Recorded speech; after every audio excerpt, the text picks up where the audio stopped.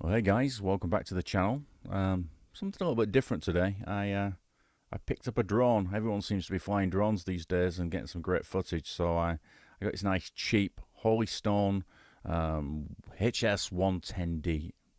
It's a very small drone, but it doesn't have a camera, and it is pretty responsive and pretty fast. Ideally, it's not good to fly in the wind.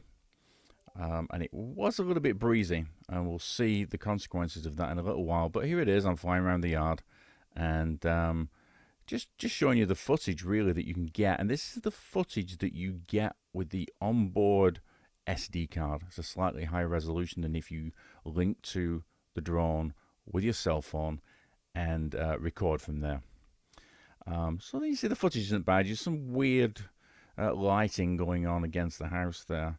But yeah, I'm up above the. I was a bit worried at this point. I'm up above the roof, and I'm thinking if the wind takes this now, it's gone.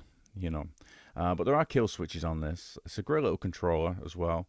I found it incredibly difficult, incredibly easy to fly indoors around the house, which I think I was warned not to do on one of the videos I was watching.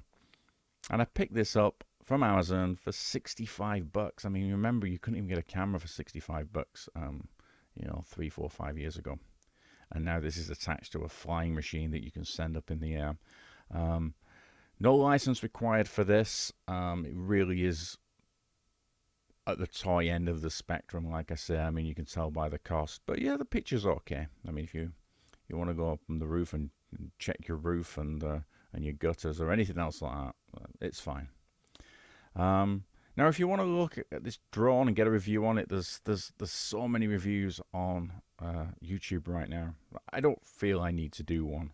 What I didn't find a lot of was footage. So that's why this is purely of the footage, not of the drone itself. Apparently, it's the most popular drone on Amazon for sale these days because I think it's a great blend of size and cost and performance. I think that's why everybody likes it. As my front lawn, you can see part of it's very green, part of it's not, and that's because I have goats. And in fact, if you look on my channel further, you'll see the goats being born when my daughter used to breed them. And they eat the grass, but they only eat the grass up to a certain line, and that line is dictated to by where the dog hangs out. So that's why they just trying to justify why my lawn's two different colours. But anyway, yeah, I mean, I found this drone pretty easy to fly. Outside on a day like this, it was a gentle breeze, but the higher you got, the more it pushed the drone around. And it is a 4-speed drone, so you can turn the speed up, and at top speed, it has enough power to drive itself around against the wind. But also, the other problem with that is when you're at full speed, is it's much more sensitive to your input. And me being kind of a new drone pilot, and there you go, there's a handsome bugger flying it right there, and just zooming around trying not to crash it. And we we did crash it a few times, and we almost crashed it there. I think we scraped the ground. The altitude hold on this is, it says it's, I've heard it's barometric. To me, it almost seems it's more inertial based on the gyroscope, so some kind of inertial sensor.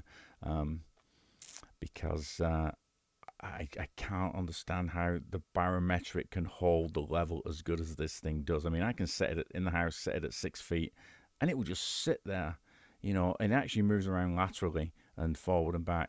And you see, it's got a little flip feature. That's why the video went funky there. You'll see it again in a second. I'll do another flip. But yeah, I mean, it's a great little drone. Is this? Had a little bit of fun with it. Chase the dog around the house, and we'll be chasing the goats. We'll be rounding the goats up soon using this. But you see, the footage isn't bad. I mean, it's the colours aren't too bad. The resolution, yeah, it's acceptable by today's standards. I mean, I've got 4K GoPro 8 Black and the 360 Max. You see on some of the skiing videos that I do. But anyway, there, guys. I just wanted to show you that, and we're going to end with a crash just to round things up. So hope you enjoyed the video. Maybe I do some more soon. But until then, thanks for tuning in, guys.